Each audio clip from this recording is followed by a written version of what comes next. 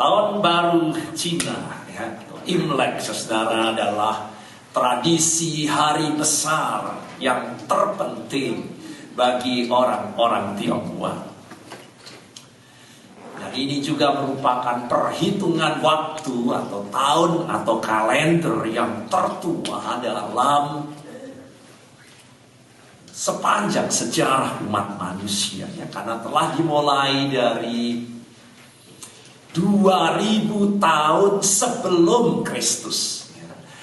Kalender ini sudah diperkenalkan oleh Kaisar Huang Ti. Dia memperkenalkan kalender pertama dan merupakan kalender tahunan di mana didasarkan kepada siklus bulan. Ya, itu sebabnya disebut sebagai kalender lunar. Dan itu awal tahun biasanya jatuh antara akhir Januari sampai pertengahan Februari, ya, dan tahun ini jatuh pada tanggal 10 Februari, yaitu kemarin. Setelah kita tahu bahwa siklus lunar itu dalam perhitungan kalender ini itu membutuhkan waktu 60 tahun untuk apa yang disebut dengan siklus lunar sempurna, 60 tahun. Dan itu dibagi menjadi 5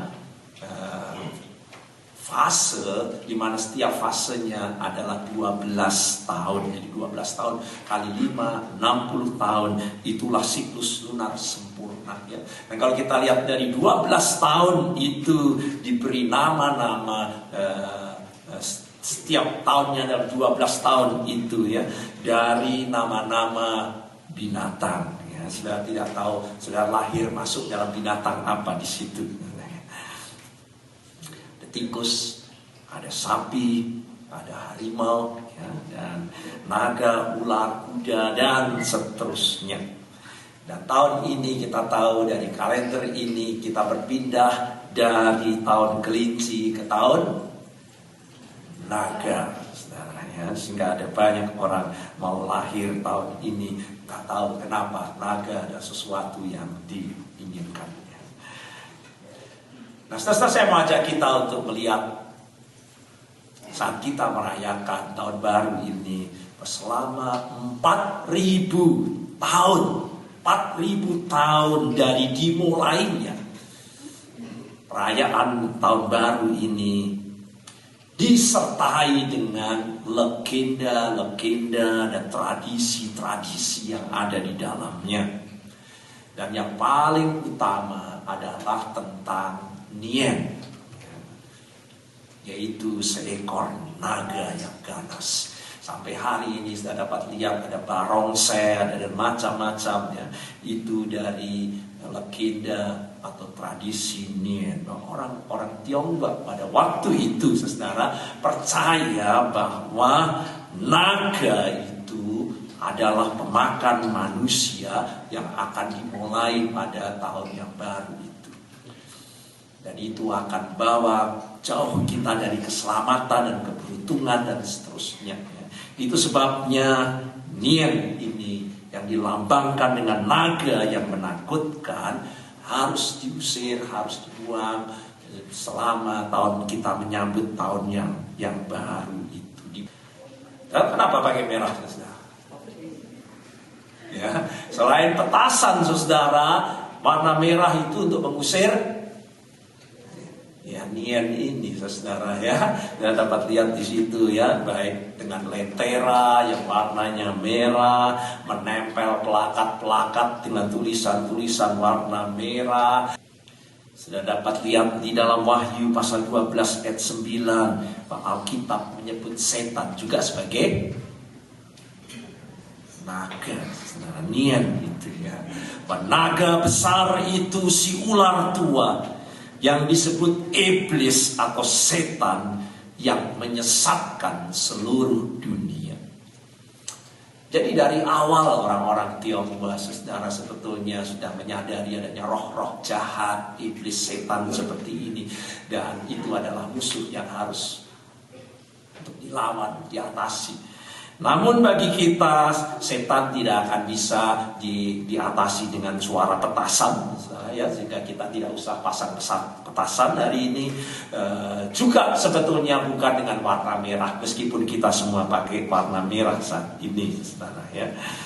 Tetapi mengapa warna merah, saudara? Sebetulnya kita dapat lihat, ini yang mau saya ajak kita untuk melihat awal mula orang Tionghoa sebelum kemudian politik dan Buddhis datang dan kemudian Konfusianisme datang. Sebetulnya, saudara, mereka sama dengan umat manusia di seluruh dunia. Mereka mengenal apa yang disebut dengan perlunya korban untuk melawan kuasa-kuasa roh-roh jahat. Untuk keselamatan, maka diadakan upacara selamatan dan sebagainya dengan melakukan upacara korban. Ya, itu seluruh dunia mengenal hal seperti itu. Ya. Dan itu sebabnya biasanya dengan darah. Kalau di Jawa saya pernah diundang selamatan, sapi dipotong kepalanya dan seterusnya, lalu mereka mengadakan selamatan sedemikian rupa. Dan itulah yang disimbolkan dengan warna merah, saudara. Ya, itu korban, itu darah, menunjukkan kepada korban yang harus diberikan agar roh-roh jahat itu tidak mengganggu dalam kehidupan kita. Sebagaimana dikatakan Wahyu 12 ayat 11, ya. Mengapa kita tetap pakai merah? Apakah kita ikut-ikutan? Tidak. Karena kita memiliki dimensi baru dengan warna merah kita ini, yang memang membawa keselamatan, dan yang oleh darah Kristus semua kuasa dari kegelapan, kuasa iblis kita patahkan dan kita kalahkan. Ya, dan mereka mengalahkan dia, yaitu setan,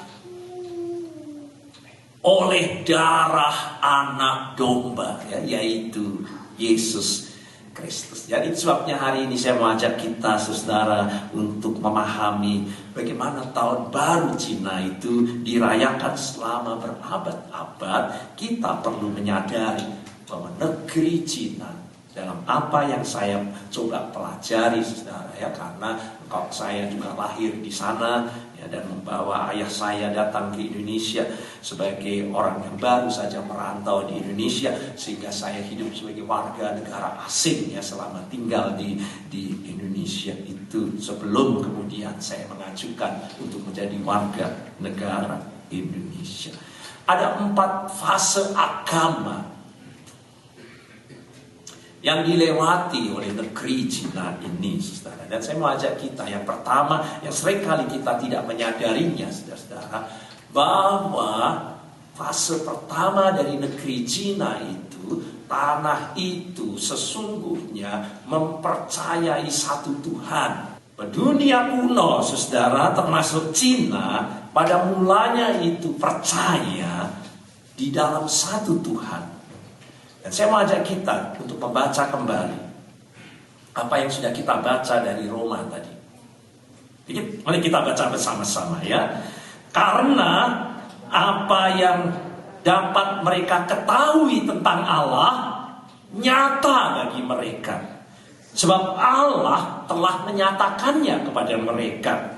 Sebab apa yang tidak nampak daripadanya, dari Allah itu, yaitu kekuatannya yang kekal dan keilahian Allah itu, dapat nampak kepada pikiran dan karyanya sejak dunia diciptakan, sehingga mereka tidak dapat berdalih. Firman Tuhan ini, saudara, menggambarkan tentang apa yang terjadi di dunia purba, termasuk negeri Cina 2000 tahun sebelum Kristus itu.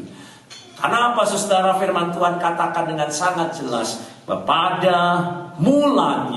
pada mulanya seluruh bumi itu satu bahasanya dan satu logatnya. Ya, Kejadian 11 ayat 1. Namun segera ketika kita masuk ke pasal yang ke-11, dosa di Menara Babel, maka terjadi kekacau balauan. Dikatakan bahwa dikacau balaukan Tuhan bahasa seluruh bumi, dan dari situlah mereka diserahkan Tuhan ke seluruh bumi. Jadi ketika kelompok-kelompok manusia itu diserahkan oleh karena peristiwa Babel, beberapa dari mereka itu menempuh perjalanan jauh ke arah timur. Dan itulah ke tanah yang kemudian dikenal dengan negeri Cina sekarang ini. Maka saya baca saudara dari Profesor Dr. James Lake, dari abad 18, profesor sinolog, ahli dalam bahasa Mandarin Cina, tetapi juga ahli dalam literatur dari seluruh literatur Cina dari Oxford University. Dan dia menjadi profesor selama 20 tahun. Dan saya coba baca bukunya dari The Religion of China ini, saudara. Terbit abad 18. Dan isinya saudara menekankan bahwa agama Cina itu pada awalnya adalah percaya kepada satu Tuhan. Monoteisme. Percaya satu Tuhan yang mereka sebut sebagai Sangti, yaitu Raja Surga. Raja Surgawi. Dan pada mulanya dikatakan bahwa orang Cina itu menyembah satu Tuhan. 2000 tahun sebelum Kristus. Itu berarti saudara sekitar 1500 tahun sebelum Konfusianisme ya. Nah, Konfusius ada di Cina itu, dan Buddha pada tahun 563 sebelum Kristus lahir. Namun, saudara, dikatakan kemudian Buddhisme dibawa ke Cina dari India, dan kemudian juga Konfusius mengajarkan sebenarnya bukan agama, tetapi lebih kepada etika dan moral, dan terutama penghormatan kepada orang tua, dan kemudian juga orang tua yang telah mati, lalu berkembang menjadi penghargaan kepada roh-roh orang-orang yang mati, leluhur, dan seterusnya, saudara. Namun sebelum Konfusianisme, sebelum Buddha itu, agama yang lebih tua adalah penyembahan kepada satu Tuhan, yaitu Sangti, Raja Surga itu. Terus bertahan sampai kemudian 1500 sampai dengan Buddha juga datang. Berabad-abad kemudian, saudara, roh-roh baru kemudian mulai ditambahkan seiring dengan pemujaan kepada orang-orang yang sudah mati sebagai penghormatan, lalu roh-roh disembah. Namun, toh dalam perjalanan itu Sangti, Raja Surga itu masih disembah sebagai Tuhan yang tertinggi dalam budaya Cina kuno. Itu fase pertama, ya. Tetapi kemudian begitu lahir, kemudian agama dibawa dari India, Buddha masuk, dan seterusnya, Konfusianisme berkembang, dan seterusnya. Berabad-abad kemudian, orang Cina mulai berpindah dari penyembahan kepada Sangti, satu Tuhan itu, menjadi menyembah banyak ilah dan dewa. Dan mari kita baca bahwa hal itu pun sudah dikatakan di dalam firman Tuhan. Kita baca dari Roma pasal 1 ayat 21 sampai dengan 23. Sebab sekalipun mereka mengenal Allah, mereka tidak memuliakan Dia sebagai Allah atau mengucap syukur kepadanya. Sebaliknya pikiran mereka menjadi sia-sia, dan hati mereka yang bodoh menjadi gelap. Mereka berbuat seolah-olah mereka penuh hikmat, tetapi mereka telah menjadi bodoh. Mereka menggantikan kemuliaan Allah yang tidak fana dengan gambaran yang mirip dengan manusia yang fana, burung-burung, binatang-binatang yang berkaki 4, atau binatang-binatang yang menjelar. Jadi saudara, orang-orang Cina kemudian mulai meninggalkan penyembahan kepada satu Allah, dan kemudian mengenal berbagai macam dewa-dewa yang disembah, sebagaimana kita lihat dalam agama Hindu dan juga dalam Buddha. Itu fase kedua. Kemudian sejarah negeri Cina memasuki tahap yang ketiga, di mana Cina kemudian mau menjadi tanah tanpa Tuhan, atau kita sebut sebagai ateis. Dimulai dari tanggal 1 Oktober 1949, mau cetung dengan kekuatan komunisnya, saudara, menaklukkan Cina, dan mau menyebut semua misionaris Kristen adalah para agresor rohani yang mengerikan, yang harus dihapuskan dan dibuang dari negeri Cina. Maka 10 tahun kemudian semua misionaris asing melarikan diri dari Cina, saudara, dan banyak di antara mereka dibunuh. Dan sejak itu saya dapat lihat penganiayaan terhadap orang-orang Kristen, dipenjarakan, ditangkap, dibunuh. Persecution merajalela pada waktu itu. Dan banyak yang melarikan diri ke Taiwan. Dan ribuan orang Kristen ditangkap dan dimasukkan ke dalam penjara. Nah, kalau saudara-saudara lihat ya, para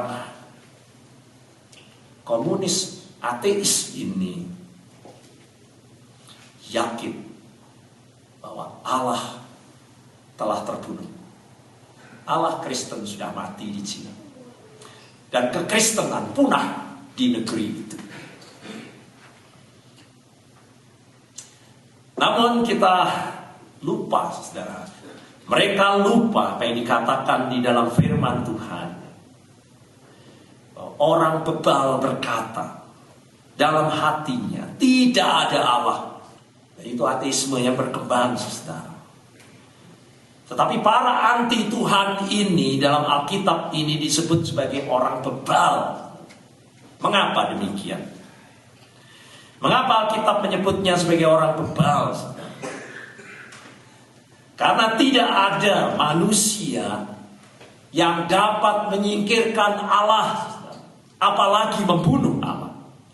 Sengeri apapun yang terjadi pada zaman itu, apakah Allah punah? Itu hanya terjadi dalam diri orang bebal yang berpikir seperti itu. Karena Alkitab menyebut Allah itu Allah yang hidup. Bahwa Allah itu Allah yang kekal dan abadi. Sehebat apapun kita mau menyingkirkan Allah dalam kehidupan umat manusia, Allah itu ada, Allah itu hadir, Allah itu hidup. Maka saya dapat lihat bahwa Nabi Yeremia menyampaikan nubuatan yang mengejutkan. Ketika dia berkata, ya Tuhan, kepadamu akan datang bangsa-bangsa dari ujung bumi. Dan ini menjelaskan bahwa bangsa-bangsa non-Yahudi akan datang kepada Allah melalui anaknya, Kristus Yesus Tuhan kita. Dan saya lihat kemudian Nabi yang lain yang hari ini kita baca firman Tuhannya, Nabi Yesaya berkata bahwa orang-orang Cina akan ada di antara orang-orang yang akan datang kepada Kristus itu. Termasuk bagian dari bangsa-bangsa non-Yahudi yang akan datang kepada penebus dan juru selamat itu. Maka dikatakan, tadi sudah dibaca ya, agak panjang kita baca ayat 12 saja. Lihat, ada orang yang datang dari jauh, dari utara dan dari barat, dan ada dari tanah Sinim. Garis bawah itu, saudara. Dari tanah Sinim. Nah, saat saya mencoba untuk mencari apa itu tanah Sinim, saudara, dan saya membaca dari Strong Exhaustive Concordance yang ditulis oleh Brown, Driver, Brigg, dinyatakan bahwa Sinim itu mengacu kepada negeri Cina. Ya, demikian saya baca dari buku yang lain ya, dan juga dinyatakan bahwa ini menunjuk kepada negeri Cina. Saya rasa ini adalah nubuatan penting yang menubuatkan tentang bangsa-bangsa di luar Yahudi yang termasuk di dalamnya adalah negeri Cina, yang akan pada waktunya kembali kepada Allah yang sejati di akhir zaman itu. Maka sudah berpuluh tahun kita lihat banyak gerakan di bawah tanah. Orang-orang yang kembali kepada Allah yang sejati itu gereja-gereja bawah tanah. Dan juga berbagai banyak laporan dapat kita lihat banyak kebangunan rohani terjadi di Republik Rakyat Cina ini. Dan bahkan banyak misionari yang memimpin banyak memasukkan Alkitab dahulu dengan sembunyi dan memimpin jalannya ibadah-ibadah tersembunyi di bawah tanah. Mereka menyatakan bahwa negeri ini seperti tuaian yang sudah menguning dan siap untuk dituai.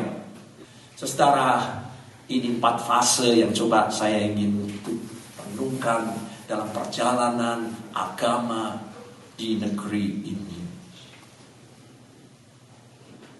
Kristus datang, saudara, untuk membawa semua umat manusia, termasuk semua suku dan bangsa, dan termasuk orang-orang Tionghoa dan negeri Cina ini, untuk kembali kepada Allah yang sejati itu. Yang dulu juga pernah disembah oleh nenek moyang di zaman purba sebagai Allah monoteisme itu. Kristus mau mengajak mereka untuk melihat kembali Allah itu. Kristus yang telah mati di kayu salib dan menumpahkan darahnya bagi kita. Itulah jalan untuk kita kembali kepada Allah yang sejati itu. Nah, berbahagialah kita yang telah melihat jalan keselamatan itu melalui tubuh dan darah Kristus. Dan berbahagialah kita juga yang terus mau dipakai oleh Tuhan sebagai alat pekerja di tangan Tuhan untuk mematakan dan membawa bangsa-bangsa yang belum mengenal Allah yang sejati untuk kembali kepada Allah. Dan itu sebabnya hari ini diteguhkan kembali 3 penatua untuk memimpin kita bersama-sama terus menjalankan perjalanan gereja kita ini, ditebus dengan darah dan tubuh Kristus untuk menjadi umat dari Allah yang sejati itu, agar kita terus melaksanakan tugas panggilannya untuk mewartakan kabar baik Injil keselamatan kepada setiap orang untuk datang kepada Allah yang sejati itu melalui Kristus Yesus Tuhan dan Penebus kita. Amin.